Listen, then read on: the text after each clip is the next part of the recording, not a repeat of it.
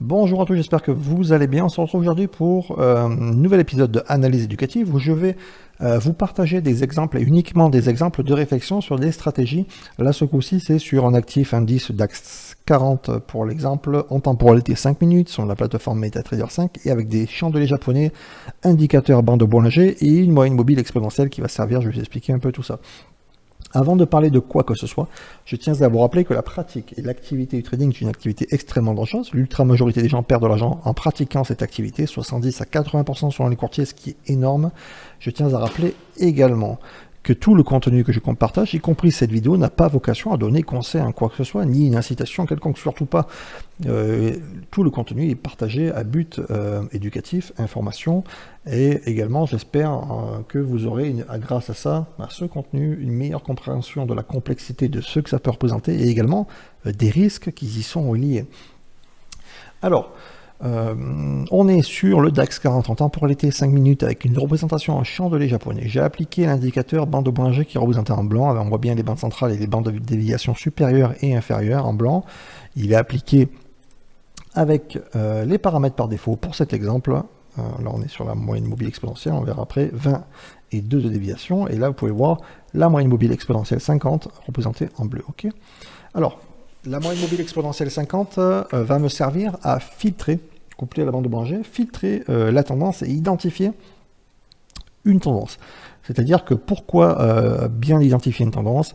Parce que grâce à ça, je vais avoir plus de probabilité que le prix aille dans un sens ou dans l'autre. Et comme vous le savez, en tout cas je l'espère, tout est une histoire de probabilité par rapport à un risque qui est associé, qui va donner potentiellement un rendement ou pas. Ok. Alors, après, il existe des stratégies à contre-tendance, mais le but d'abord de base, d'avoir quelque chose de vraiment de concret, c'est d'identifier une tendance avec des filtres, peu importe l'indicateur, mais il faut backtester, vérifier, et après vérifier les rendements potentiels ou pas, en fait, avec les risques à voir associés, avec les conditions d'accès, les règles, le cadre, le horaire, etc., etc., etc. Donc là, pour l'exemple, on est le 3 juillet sur le graphique arrêté 2023. J'ai fait une ligne rouge à 10h et une ligne rouge à 18h pour montrer la fin des recherches des positions potentielles. Alors là, la question va être maintenant, déjà, sur ce que je vous montre, 10h, 18h, l'amplitude est énorme. C'est énorme. Réellement, passer ces écrans à attendre à faire ça, sur des longues périodes, ça devient compliqué de pouvoir faire ça. Alors, à moins de l'automatiser, il faut réellement rechercher peut-être une fenêtre de tir qui est plus petite, qui est réalisable concrètement. Okay, là, c'est vraiment un exemple précis. Je tiens à rappeler également que tout ce que je vais vous montrer là, peu importe les positions qui vont être potentielles sur une période qui vient de s'écouler, que je vais vous montrer, ce n'est pas suffisant en fait. Mais loin là, c'est pas ça qui va vous montrer un résultat quelconque ou un espoir. C'est juste pour améliorer votre réflexion, votre compréhension par rapport à l'approche, etc., etc. N'oubliez pas, si vous trouvez d'autres vidéos, quoi que ce soit, de peu importe qui c'est, qui va vous montrer un exemple, c'est comme si qu'on fait ça, comme ci, comme ça. Ce sont juste des exemples sur un temps précis qui ne représente strictement rien. Encore plus si on vous parle de montant, ça représente strictement rien sur quel capital, sur quel pourcentage, etc., etc.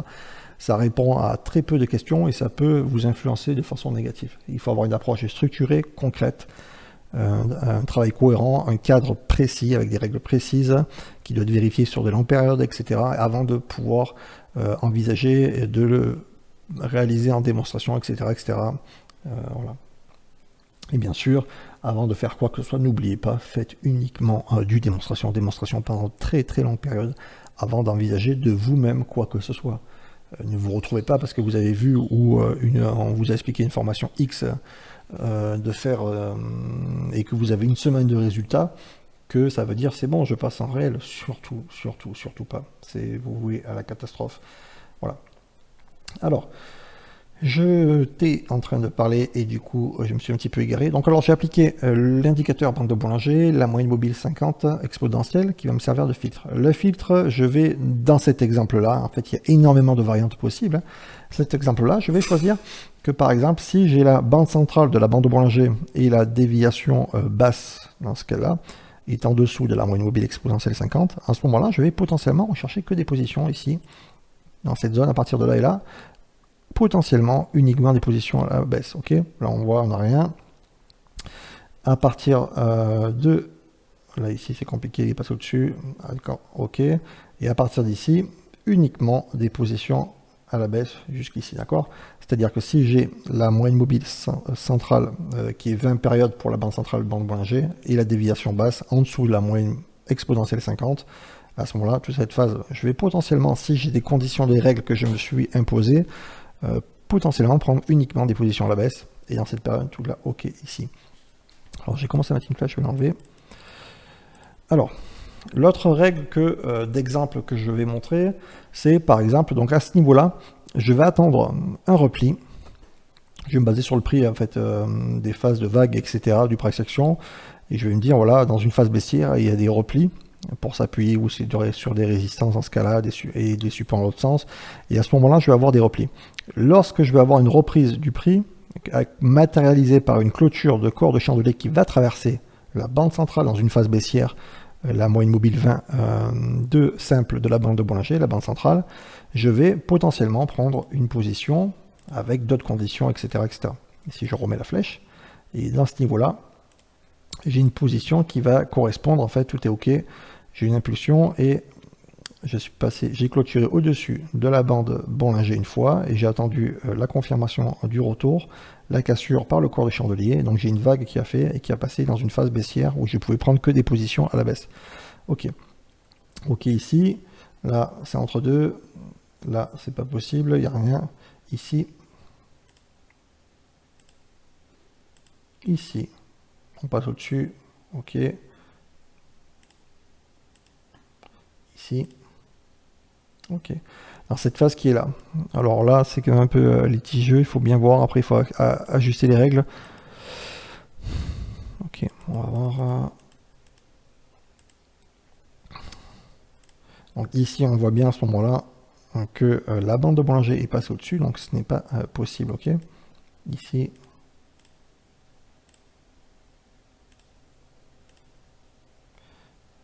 Ici.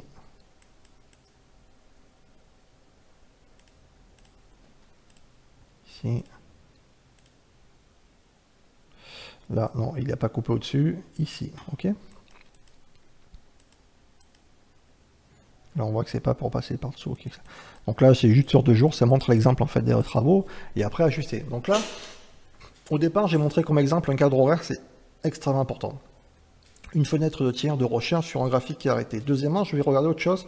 J'ai mis des règles. J'ai rajouté une règle de condition de recherche unique dans un seul potentiel de position.